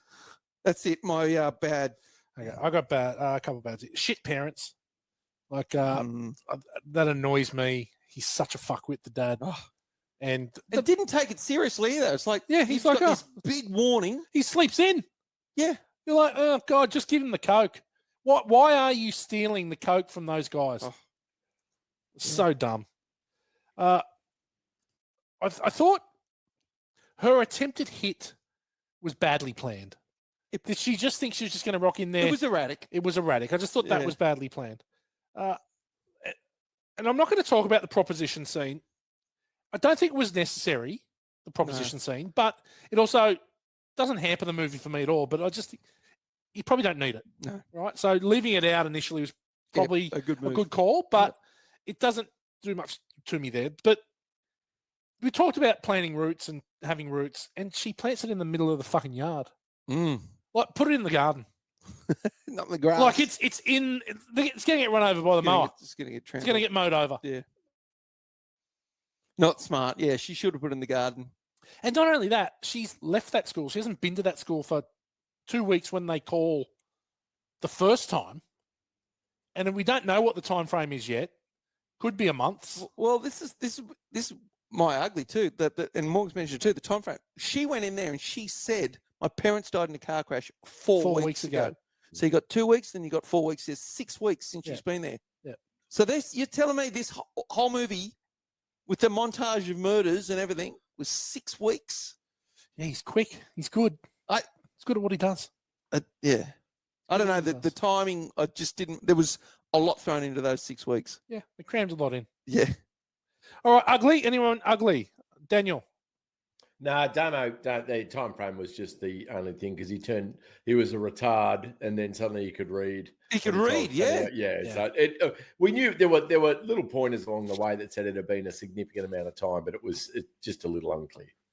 Yeah. Yeah. No, that was it. Just the timing. I was thinking this doesn't make sense. Yep. Dan's Quick Fire. Yes, gentlemen, welcome back. Lookalike Morgs alike, very difficult in this one. I didn't feel like I was looking in the mirror for myself per se throughout, but there was one lookalike for me. So Matilda's dad, the stealer of the drugs, I reckon he's a dead ringer for what my mate Louis Cosentino would look like to this day. Louis Cosentino from a few episodes back that almost burnt down all of Cromer Bush, and had the wind been going the right way, would have rid the planet of filthy Narrabeen had the flames gone the right way. But yeah, I reckon Louis Cosentino would be a dead ringer. But other than that, Whitey, was there anyone in there that really made you think of anyone else? Not really. I thought Natalie Portman at that age looked exactly like Millie Bobby Brown. Very good call, Damo. Yeah, excellent. Yeah, they were very similar. Now, is it Millie Bobby Brown is a horrendous actress. She's not great. She's very good in Stranger Things, and everything else she's in, she's fucking awful. Yeah. Well, if you're in anything else, but she's in heaps of stuff now. She's plenty. Enola Holmes, terrible. I think The Electric State, horrible. I think that she doesn't have to do much in Stranger Things. No. Like she plays a bit of a Jean Reno character. Like that's she's a a bit, call. Yeah. She's doesn't say much. She doesn't say much. It's all action. Yeah. And when she talks, she's supposed to talk that way because she's really an infant. Really, is even though she's a teenager, she's only an infant. So yeah, I agree. Dan, I don't think she's great. She's married to John Bon Jovi's son. Yeah. They've just adopted a baby. Oh, they? Oh, really? She's 19, and she's adopted a baby. Is she only 19? I think she's only 19 or 20, and she's adopted a baby. And there are millions and millions of people in the world who want to adopt babies and can't, but a 19-year-old can because they have all the money in the world. Yeah. Or Angelina Jolie's taking them all too. That's true. Well, Whitey hates Angelina Jolie because she got to root Brad Pitt. Yeah, it's personal. Yeah. All right, next up, 5-minute movie. What could one of the characters have done to make this a really fast movie? Damo. Oh, well, what if the cop actually followed Natalie Portman because he saw her go in there? Hey, we're missing a girl. Oh, really? I saw her just walk in there. Just saw her past. Yeah. The communication lines weren't great between those two. If he knocked on the door and forced it open, well, that's it. The movie's over. He would have just killed them all. Yeah. Jean Reno would have killed everyone and they would have, been happily ever after. I totally agree. Excellent take. Good one. I'm happy with that. Next up, golden ticket for anything from the movie that has passed over into popular culture, a la Willy Wonka and the Chocolate Factory. Whitey, anything that we still talk about that is from Leon or The Professional or Leon the Professional? I don't think so. Yeah, No, I couldn't think of anything. No, I don't think so. It's clean. Okay, agreed. Pig-faced lickouts for the biggest douchebag character. Now, I don't want to give it to Gary Oldman because I think his performance was so fantastic. So I think maybe the parents of Matilda, I've got the dad. Even the sister, exactly. She was a canut as well. So yeah, I'll give it to the family. 3/5 of her family were total knob bags. So yeah, that's a very good take. Thank you. Next up, Steven Seagal running for a particularly poor showing of athletic prowess. Damo, did anyone disgust you with their gross motor skills?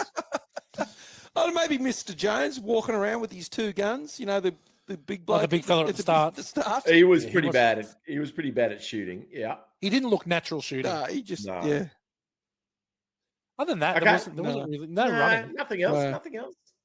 Excellent. I'll accept that. Robot Sentries for an additional scene that we would have liked to learn about the universe of Leon and his friends. Whitey, did you need to know anything else? I don't think so. I think we know enough. I think it's what we don't know which makes it so good. Yeah.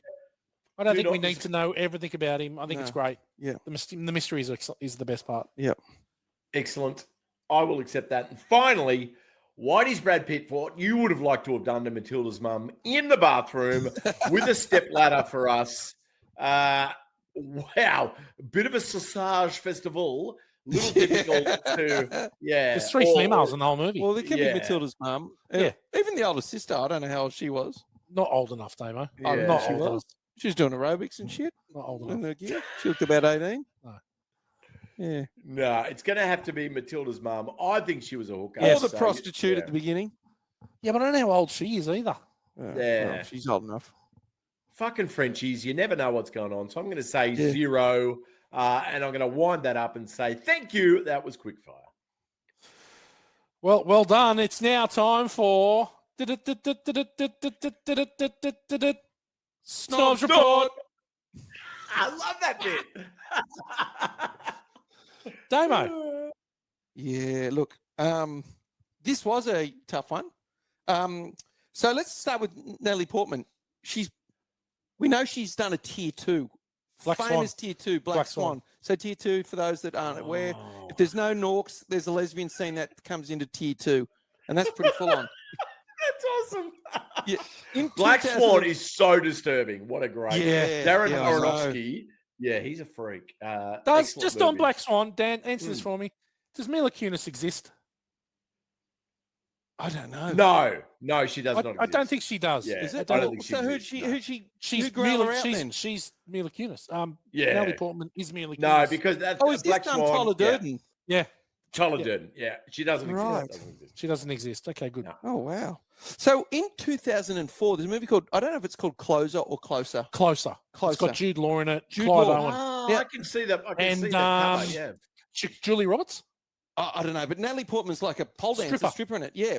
And there's this real long shot, like I'm talking a sniper sort of shot, where, and there's only probably 3 or 4 Snorbs reporters in the world that could pick this. Right? It's a long distance nip slip Yep. of Natalie Portman in Wow. Closer. Yeah. Closer is a terrible movie. Long distance nip slip. Closer is, but she looks Mm. fantastic in it. Yeah. The scene you're talking about, she is doing a private dance for Jude Law, Yeah. and she looks she's in a pink wig. Yeah. Yep. Unbelievable. Yep, It's yep. She's never looked Yeah, out. it's a long distance nip slip. Yep. So that's as good as you get for Natalie Portman. But we had Maywin Lebesco, who was this the is the prostitute. prostitute. Yes.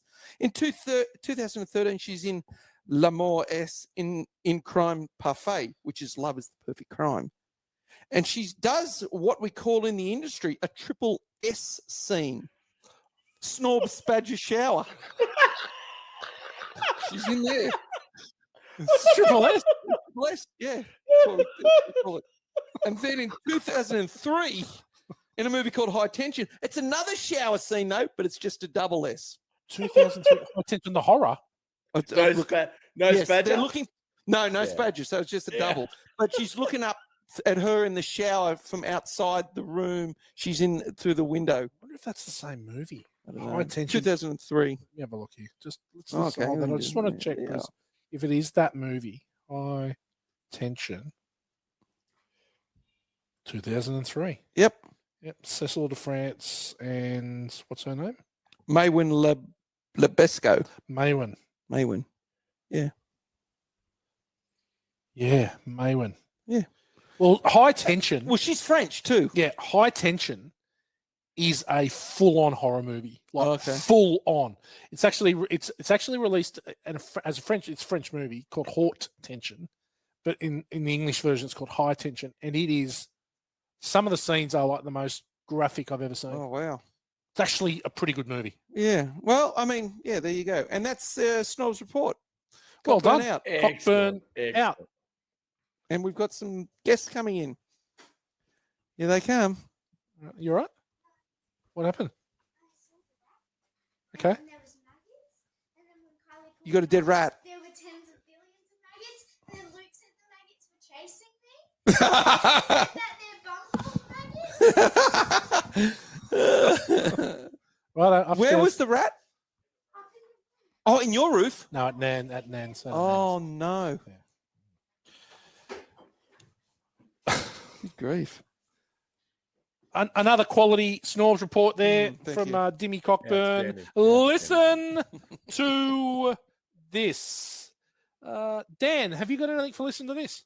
Yeah, we've gone through a few, but Natalie Portman was cast in front of 2,000 other potential young actresses. So certainly started her screen journey. But yeah, other notable actresses that we went on to know well, Liv Tyler was also considered. And there was someone else, but I can't find my fucking notes. So just know that, it was...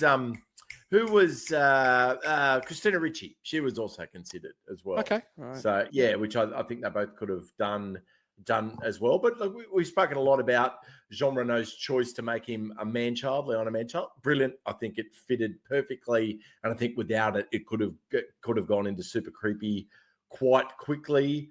Yeah, and I mentioned also earlier, but and I'll touch on it again in film school for F-Wits this week, but Gary Oldman improvised most of his lines, and I think he was just absolutely fantastic for doing so.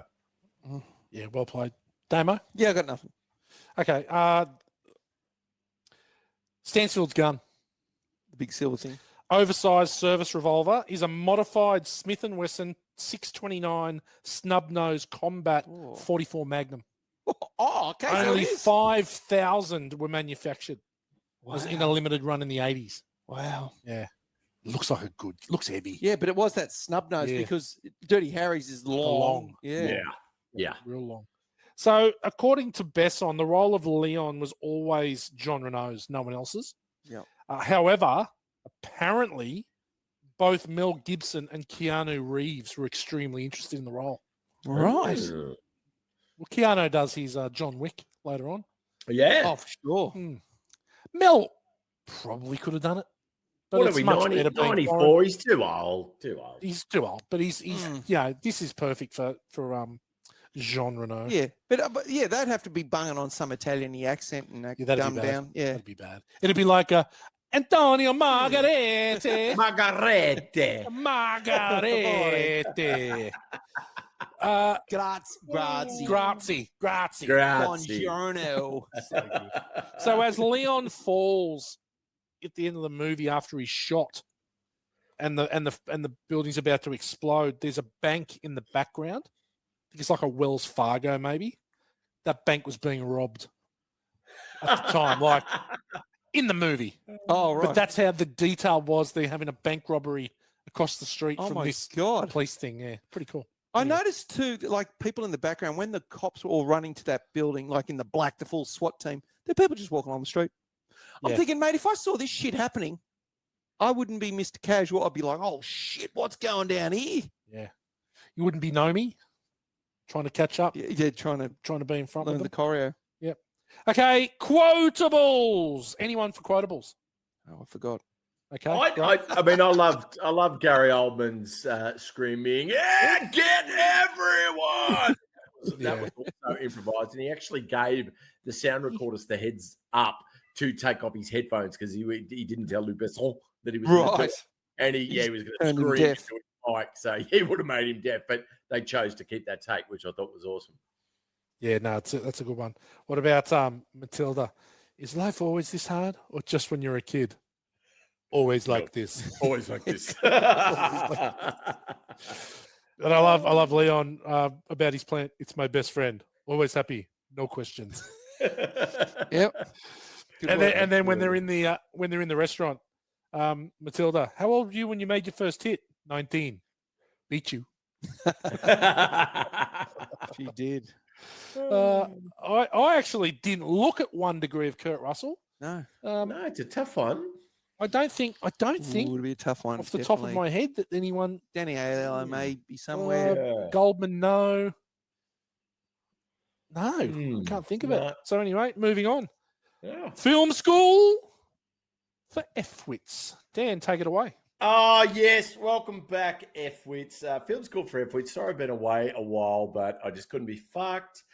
This week, we're going to look at the greatest over-the-top performances, or really my greatest over-the-top performance, when subtlety died, yet the cameras kept rolling. And really looking back at Leon the Professional or Leon, Gary Oldman Stansfield, he wasn't just over the top for laughs. He owned every second, and I would argue that he stole every scene and reminded us why we watch movies for moments like that.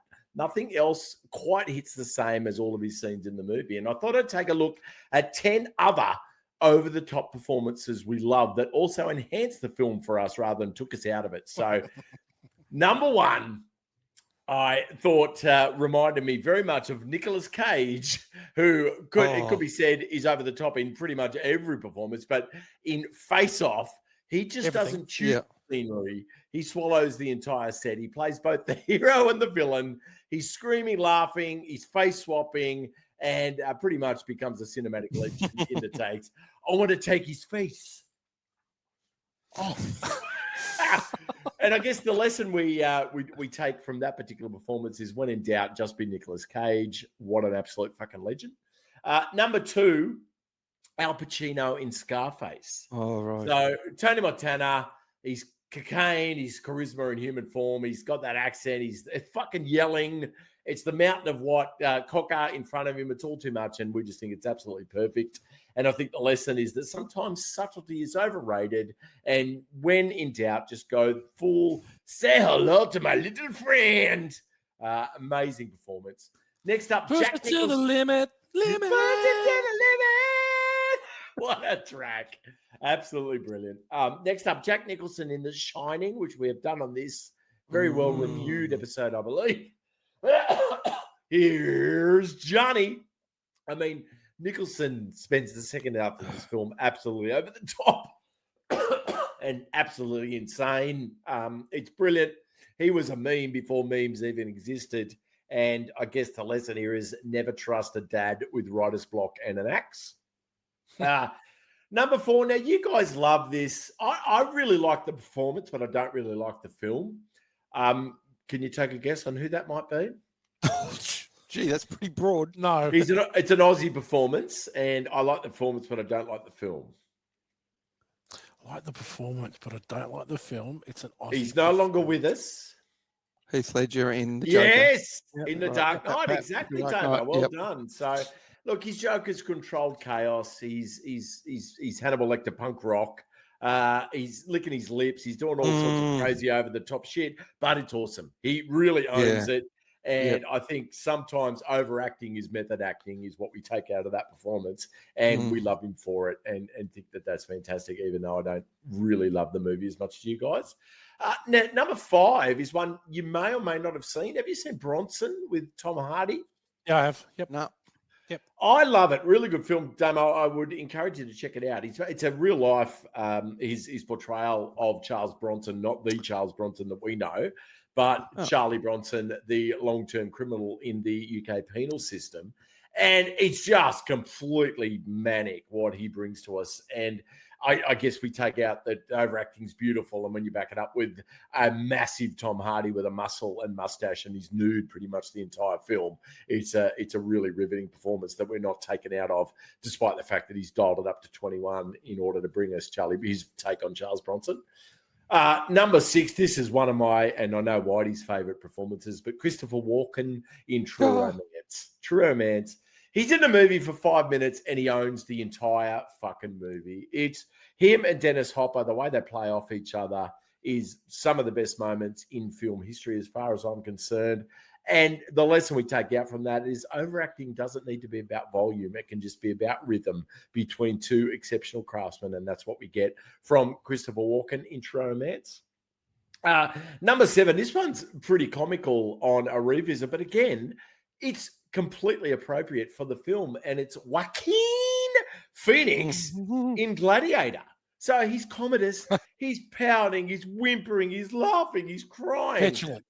Petulant throughout. Yes. And it's absolutely if anything, he's trying to outcage Nicolas Cage in this one, and he gives it a red hot go, and I think he does pretty well in it. So again, overacting to the max, but we love it.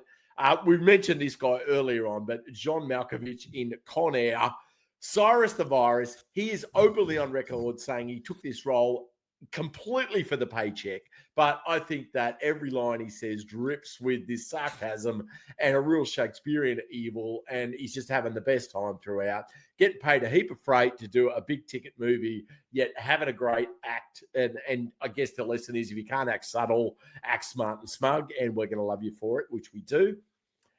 Number 9, Daniel Day-Lewis. Now, Daniel Day-Lewis, widely accepted as one of the premier actors of our generation and any generation, but there will be blood. Paul Thomas Anderson. I know it's not Whitey's bag, however, Daniel Day-Lewis, his take on capitalism and Greek tragedy in this performance is genius in overacting. But because it's genius, it's not really overacting. So it's Oscar winning, and that's exactly what happened for him. And a brilliant performance. But essentially, when you drill it down to him, he's overacting the shit out of it. And then one you probably haven't really thought about for a while, but number 10 was Sam Rockwell in The Green Mile. Now, I love Sam Rockwell. And He's he, awesome. and 3 billboards outside Billings, Missouri is, I know, pretty much every film school for F-Wit's favorite film on earth. That Awakened Pride. But he's Wild Bill Wharton in this one, and he's a psychotic cartoon character, essentially. But it shouldn't work, but it really does, and we love him for it. And it's only a tiny role, yet it leaves a real loud echo for us in the viewing of that pretty good film, The Green Mile. But is there anyone else you guys would add to that list that you think, well, someone's really gone for it, dialed it up to 15 out of 10, but it hasn't taken us out of the movie? We've walked away and gone, fuck yeah, that was really good. Well, I was only thinking about ones where it has taken us out of the movie, which was, and for me, like John Travolta in that Pelham 1, 2, 3. He was so over the top. So that was a remake, and I didn't dig that at all. Yeah. The taking of Pelham 1, 2, 3. Yeah, that one. horrible. Yeah, but he was so over the top. And the other one that where they were over the top, but took me out again, was Brad Pitt and Julia Roberts in The Mexican. They were overacting, and it was pathetic. Ah, okay. I've only seen that once and a long, long time ago. Yeah, shit movie. Yeah. What about you, Whitey? What about Denzel Washington in Training Day? Another, I think, over the top performance, but we still walk away thinking, it's on point. Yeah. No, absolutely. I think that's a really good call. And it just proves that you can go absolutely all in on a roll and still not have us think, whoa, a bit too much there, Tiger. It actually it fits into the overall scheme of the movie and makes us love it, much like Gary Oldman in this Leon the Professional. And also one more I just thought of, guy played the Phantom in Rocket Stedford. Overacted, but nailed it. I disagree. I think his performance was subtle. I think it was, sublime. It was called a tour de force, pretty much. So, yes. Rightio. I think that I was pretty talented in that one. And anyway, that's it. That's what you have here this week. F-Wits, Film School for F-Wits. Yeah, good one, Dan. It is not often that when you talk overacting, do you talk about good performances overacting, because generally you talk about Al Pacino, like in Heat. Or you talk about, Nick Cage in The Wicker Man, the bees, which is still one of the great bad performances in one of the shittest movies of all time. Him. There's a montage on YouTube in Nick Cage in The Wicker Man of him just punching women out. Oh God, it is so funny. It is so funny. It's one of the worst movies ever, The Wicker Man. The original one with Edward Woodward, The Equalizer, right? Really good. This one, shit. Yeah. Well, now look, the exciting thing is we get to stay with Dan. Right. For Kick-Ass credit song. It's his favourite part of the night. He loves it. He tries to get out of it every week. He tries to job me in every week, not knowing that I'd always do it the week before. Yeah, but he's up. I did. It is true, F-Wits. I did bitch and moan about this one. But this week, I thought, I love the film. I really enjoyed the revisit of this particular film. And it just got me thinking about the unsung heroes of the film industry and really the unsung heroes of Born to Watch. So I thought I just need to do a ditty about a real unsung hero and see if you can figure out who it's about. I won't give you the title straight off the bat. We'll come back to the title. But anyway, here we go. This is about an unsung hero of Born to Watch. So here we go. It used to be every week, me watching his tongue, but an agreement was struck. Let's drop down some. It wasn't G-Man's teeth or Damo's Fanta pants, not Strangle's Kiwi dribblings or Glasby's dab hand. It's not that Sloan cunt from back in the hood or that legend Will the Workie reporting on the coups. There's only one cunt who calls me dismay, which dropped my contributions in a significant way. It's not that I don't like him or his content gives me gout. It's just just his weekly servings, always licking himself out. Licking himself out. Old tongue. Licking himself out. Critical thinking. Flick his own bum. Licking himself out. Hello, fellow watchers. It's Whitey and team. Licking himself out. The rank bank gives his coitus self clean. Licking himself out. Question time. More he. Licking himself out. He self notes for each episode. More me! Lick himself out! Whitey loves to lick himself out. Yeah, lick himself out. No. I wonder who that was about. I really do. It was pretty subtle, so you mightn't have got it. So I'll have to go. I'll have to re-listen. I'll need to listen through the edit and find out who that one's about. The title was Always Licking Himself Out, open brackets, Whitey's song, close brackets. This song is for Whitey. This one's for him. Bloody hell. Licking himself out. Well, he's now written one about all of us. Yeah. That's right. He's written one about all of us, and I think it might be time to return serve. No, there you go. Gal wrote one that was Pit and Morgs. Suggested yeah, he did actually. F1. Yeah. Right, yeah. That's where he nearly died. He nearly died on the podcast. He had the blackout. Yeah. He got stuck on the Hillary step of Kickass credit songs and nearly died. Unbelievable. Well done, Dan. We'll have to go back and decipher it and find out who that one's about. Yeah. But we'll get there. Star of the show, Damien. Yeah, I will go for the little girl. Yep. Natalie Portman. She was excellent. Yeah, good one. Dan? I thought she was excellent too, but I'm going to give it to Jean Reno. I think all his choices were brilliant and he was great, super subtle, loved it. Actually, Gary Oldman too. I mean, yeah. Hell, yeah, I've got it's here. a tough one. It's Portman for me, but it's close. Yeah. It's a real fine line between her and Oldman, but the fact that she's 12 and she does what she does is just fucking unbelievable. Yeah, she's great. So she gets it. The rank bank, licking myself clean.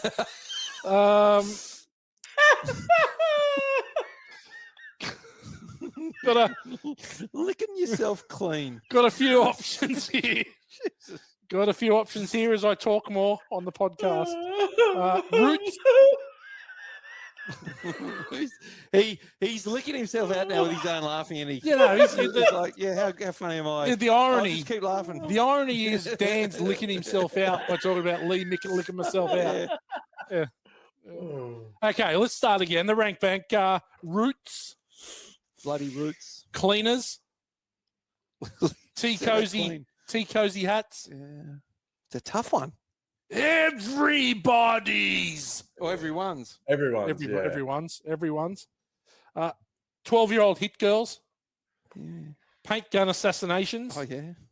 Glasses of milk. Madonna impersonations. Ooh. Bad John Wayne's. That was a bloody good John Wayne. Yeah, bad John Wayne, I think, for me. I like it.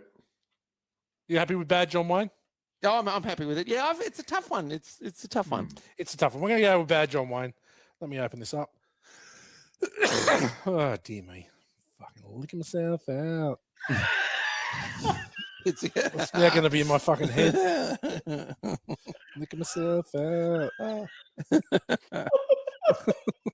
So mean. So mean. I love it how you try and sing that I'm the one that's taken you out of the loop.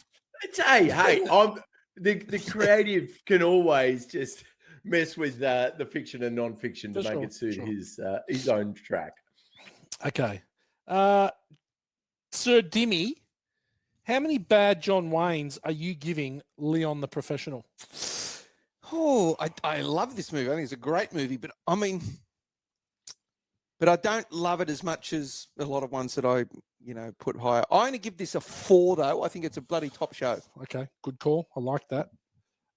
Dan on the Land, how many Bad John Waynes for The Professional? Loved it. Really enjoyed it. Hadn't seen it for a long time like you, Whitey, but the revisit was fantastic. 4.5 for me.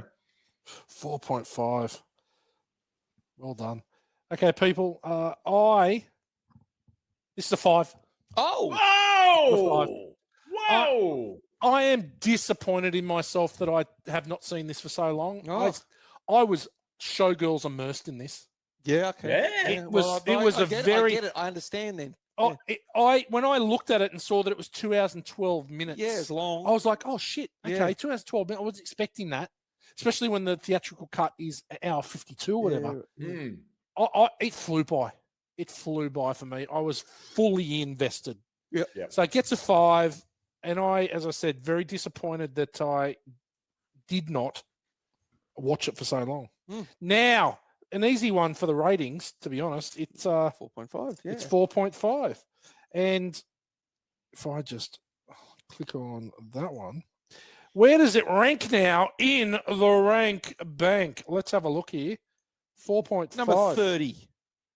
It is equal 24th in the rank bank. Yeah, that's high. And it is equal with quite a few movies here. So let's have a look here. 80s flowing. No, that's wrong. That's wrong. The screen's moved. Flamethrowers. The Thing. Oh. Fava Beans. Silence. Silence of the Migs. Lambs. Should have been called Migs Accuracy. Flux Capacitors. Oh, back to the. Yep. Rock Hammers. Oh, Shawshank. Oh, Shawshank, yeah. Wow. It's up there. Spinning Tops. Oh, Inception. Inception. Probably could have been higher. Yeah. And Bad John Wayne's. It's in good company. Yeah, it is. Yeah. It's in very, very good company. Just above knee-high suede boots. That was Jack Burton. Big Trouble in Little China. And just below 4.56 Nazi Scalps. Buongiorno. Glorious Bastards. Yeah. Giorno. In the top 30. Gorlami. Yeah, that's Gorlami. In the top 30 and thoroughly deserved. This is a cracking great movie. call. Great call.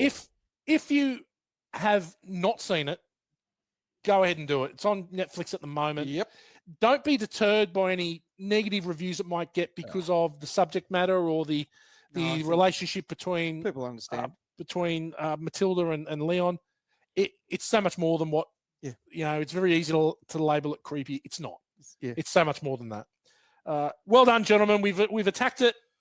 We're leaving Little Italy, and now next week we look forward. Yes, I don't know what it is.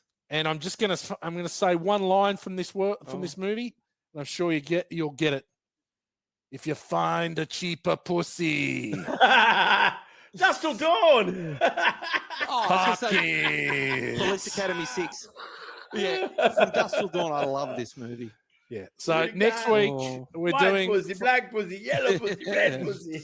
Cheech. It will be our Halloween spectacular. Oh, excellent. For the year. From Dust Till Dawn. Great cast. George Clooney's first, I think it's his first cinematic it's after Out of Sight, I think. Oh, I don't know. It was I think it is after Out of Sight. Yeah. But Quentin Tarantino, Salma Hayek, Harvey Keitel, Tom Savini. It's got a huge supporting cast. Cheech Marin. Lewis. What's her name? Juliette Lewis. Lewis, yeah. It is a lot of fun. Whoever plays Sex Machine, I love him. Sex Machine's just awesome. Yeah, Sex Machine, that's Tom Savini. Oh, okay. He's the one that's got the gun as his dick. Yeah, Tom Savini. Now, Tom Savini is a very world famous effects artist. So he just did all the effects for the Friday the 13th movies. Like a massive special effects artist. Yeah. So this was going to be a lot of fun. I remember seeing this at the movie. I remember seeing it and knowing what the twist was and seeing it. I'm pretty sure I saw it with you, Dan, and Megan. It was one of those ones where it was, I think all of us went and I knew the twist and couldn't wait. And when it happened, twister. and when it happened, people were like, holy shit. Yeah. Full-blown vampire movie. Yep. Be a lot of fun. Do your homework next week from Dusk Till Dawn. Yep. It will be incredible. Yep. Daniel, it's been an absolute pleasure having you as a special guest on the podcast. Good to be back. Thanks for having me. See you in a few weeks. Yes, you will. Damo, well done. Yep. It's time for you to rack off back to the point. Castle Cockburn. To the point. Yeah, back to the point. Wandon Valley. People, do your homework. Share to your friends, share to your enemies, leave us a review. We love you all. Bye for now. Later.